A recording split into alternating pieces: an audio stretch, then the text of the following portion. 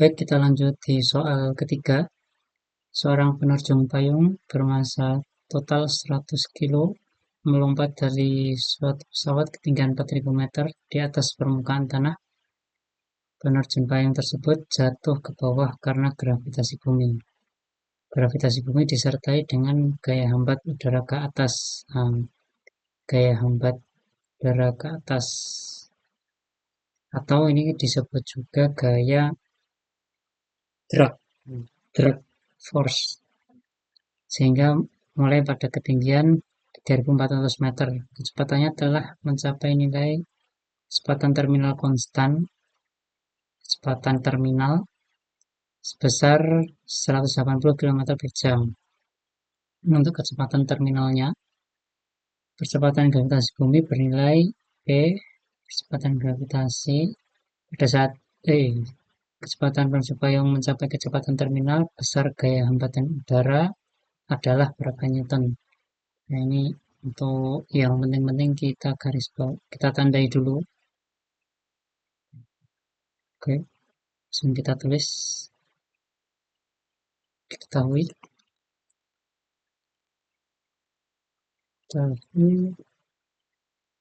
dalam masa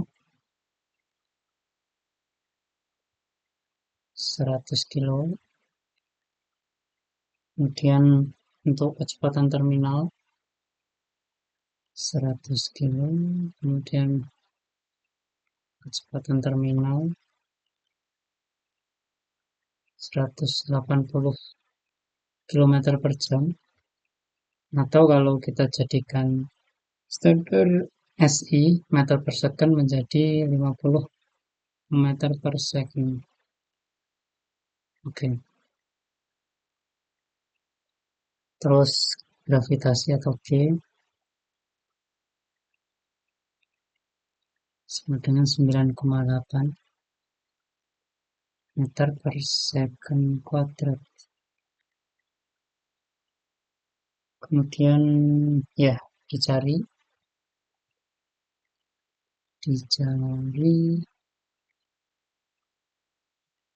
drag, gaya drag atau gaya hambatnya ya, FD-nya berapa.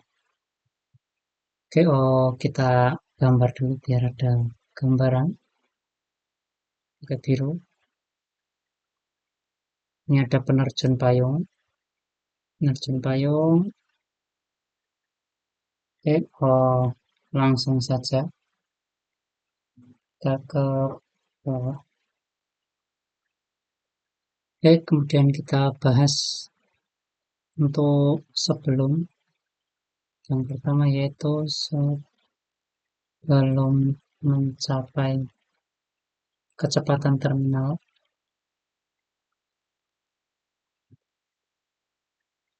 Untuk sebelum mencapai kecepatan terminal maka A lebih dari 0. Karena kan ini misal kecepatan terminal di sini. Jadi ketika masih di atasnya nanti akan terus-terus bertambah cepat gitu. Sampai pada kecepatan terminalnya nanti jadi 0. Kita tulis di sini. Sesudah kecepatan terminal hanya sama dengan 0. Atau sudah tidak bertambah cepat lagi. Jadi kecepatannya konstan. Kecepatannya konstan. F konstan. Oke, karena kita yang ditanya ialah setelah mencapai kecepatan terminal, maka gaya hambat udaranya, jadi kita langsung cari di sini. Ini kita evaluasi gaya. Evaluasi gaya itu sigma ya, sama dengan M kali A. Untuk sigma F-nya gaya yang bekerja di sini ialah untuk gaya turun yaitu gaya W atau gaya berat. Kemudian untuk gaya naiknya ialah gaya hambat atau FD. Jadi W dikurang FD sama dengan MA. Karena di sini kita hanya 0, jadi M kali 0 alias 0 gini ya. Jadi W sama dengan FD. Nah, karena kita mencari FD, jadi FD sama dengan M kali G sama dengan masanya 100 kilo dikali percepatannya 9,8 sama dengan 980 Newton. Ya, ini untuk gaya hambatnya 980 Newton. Ketika sudah mencapai di kecepatan terminal. Jadi setelah 340 ini ke bawah, 3400 ini ke bawah, maka gaya hambatnya 980. Baik, kita masuk ke nomor 4. Sebuah bola kecil seragam bermassa M, jari-jari R. Kita tulis dulu yang diketahui. Diketahui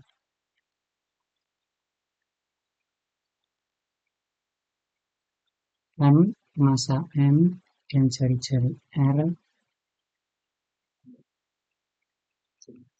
diletakkan di puncak satu bidang miring kasar. Ya, ini ada gambarnya ya, ilustrasinya. Dengan sudut kemiringan horizontal sama dengan theta. Ini ada theta.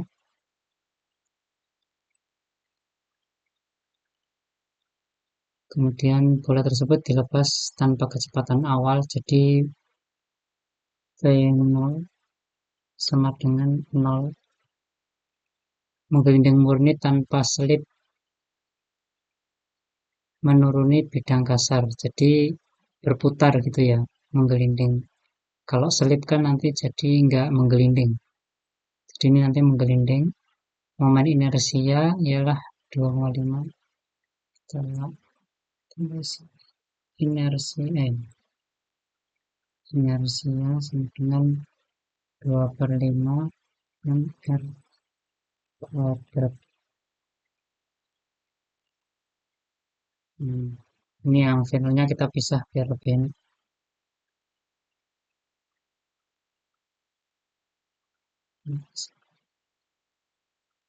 Panjang lintasan sama dengan S, tulis S. Percepatan gravitasi G. Tentukan waktu dibutuhkan untuk sampai di bidang miring. Jadi ditanya waktunya itu sama dengan berapa. Oke, kita langsung saja karena mencari T. Jadi kita mencarinya, kita asumsikan asumsi gerak GLBB. Mengapa GLBB? Karena kan setiap detiknya pada saat menurunkan tambah cepat karena pengaruh gravitasi ya. Walaupun miring kan juga terkena gravitasi, jadi kita anggap ini GLBB. Rumus GLBB ialah untuk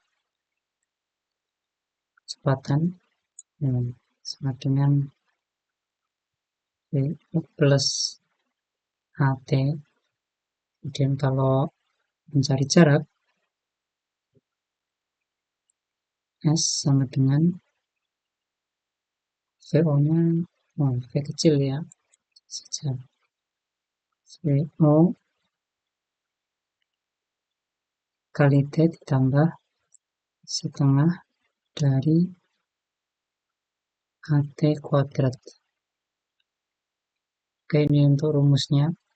Dan dari sini kita bisa mencari Kan kalau VT-nya juga belum diketahui ya, jadi kita mencari saja pakai yang rumus kedua karena S-nya sudah diketahui, kemudian T-nya dicari, F0-nya sudah diketahui, jadi kita pakai yang ini saja.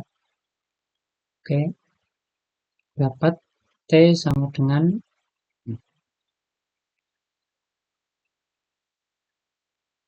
akar dari 2S dibagi dengan A. Untuk S-nya sudah kita ketahui, yang belum diketahui A-nya. Jadi kita mencari A-nya dulu. Mencari A-nya dari mana? Nah, ini kita lihat dulu untuk gaya-gaya yang berlaku di sini. Kalau ini kan pertama ada gerak translasi, yaitu gerak lurus dari atas ke bawah. Kemudian ada gerak rotasi juga, yaitu karena menggelinding jadi berotasi. Jadi kita pakai hukum translasi dan hukum rotasi. Hukum translasi bunyinya ialah sigma F sama dengan MA. Menurut translasi ya. Translasi. Oke, bisa langsung kita turunkan. Jadi untuk F-nya, F yang berlaku di sini, kita lihat karena menggelinding dari atas ke bawah, arahnya ke bawah, jadi yang berlaku untuk W sin dikurang F. Ini untuk W sin-nya. Kita pakai warna yang berbeda. W sin dikurangi Fs. W sin theta kurangi Fs atau geseknya ya. Gesek sama dengan MA. Yang untuk yang dicarikan A-nya, yang M sudah diketahui, theta juga sudah diketahui, Fs yang W-nya kita cari kita ubah menjadi Mg. Kita jam ke sini Mg. Nah, ini yang M sudah diketahui, G juga sudah, jadi yang belum ialah Fs. Kita mencari Fs terlebih dahulu. Mencari Fs. Di mana mencari Fs? Ya, ini kita bisa cari dari hukum rotasinya. Nah, hukum rotasi bilang bahwa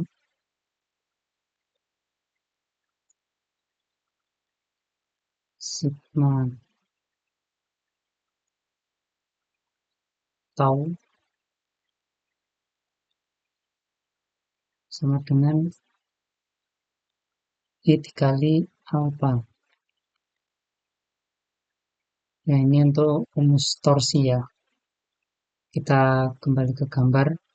Untuk torsinya yaitu bisa kita lihat dari sini. Dari lingkarannya, kemudian kita tarik garis lurus ke bidang datar. Ya, ini R ya berarti ya, untuk jari-jarinya. Jari-jarinya R. Ini untuk kalau misal diperbesar seperti ini. Kita perbesar saja. Misal kita ada lingkaran, ini titik, dan ini R. Kemudian ini ada garis lurus bidang datarnya. Dan ini ada gaya gesek. Gaya gesek seperti ini dengan besaran Fs. Fs. Nah, ini kan ada bidang lurus ini R, kemudian ada Fs, ini kan tegak lurus ya. Jadi ini kita anggap seperti torsi, di mana R ini ialah bendanya dan ini titik pusatnya, titik pusat di pusat jari-jari. Kemudian kita gerakkan jadi seperti misal kita punya, nah ini pusatnya, kita punya batang pintu, katakanlah daun pintu. Kalau dilihat dari atas seperti ini, kemudian kita gerakkan ke atasnya, gerakan ke atas sebesar Fs. Nah, ini kan siku-siku ya. Nah, ini siku-siku. Nah, jadi analoginya seperti itu. Jadi ini bola berputar dengan gaya dari Fs ini dengan jari-jarinya R atau panjang yang digerakkannya R seperti itu. Oke, kita balik ke rumus lagi. Jadi untuk tau atau torsinya yaitu Fs kali dengan R, kemudian sin theta sama dengan 2/5 m r kuadrat dikali dengan A dibagi R. Theta 90. Jadi sin theta bisa kita anggap 1 ya. Jadi F S dikali R sama dengan 2/5 dikali M A. Oh, ini R-nya udah coret. Seperti ini. Kita sudah menemukan Fs-nya. Dan Fs-nya kita naikkan ke sini ke atas. Jadi ya, kita balik ke atas lagi. Ini Fs-nya kita ganti 2/5 kali M A. Ini bisa kita sederhanakan.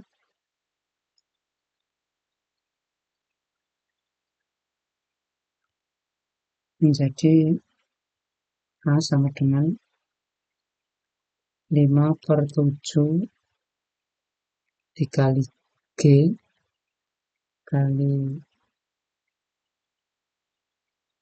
sin theta. Ya, ini tetanya berbeda ya dengan yang ini. Yang ini tadi 90 ketika berada di bola. Ini tetanya berasal dari theta ini. Nah, theta sudut bidang. Oke.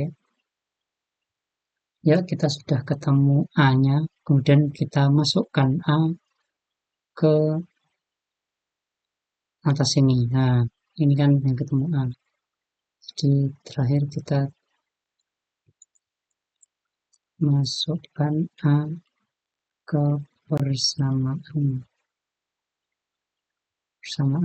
T. Kita copy.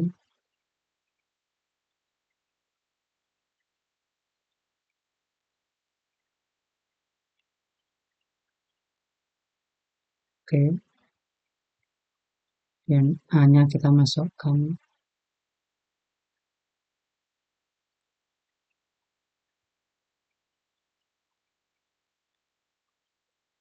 Ya, kalau kita sederhanakan menjadi kali 5 G sin theta. Ya, ini untuk jawaban akhirnya.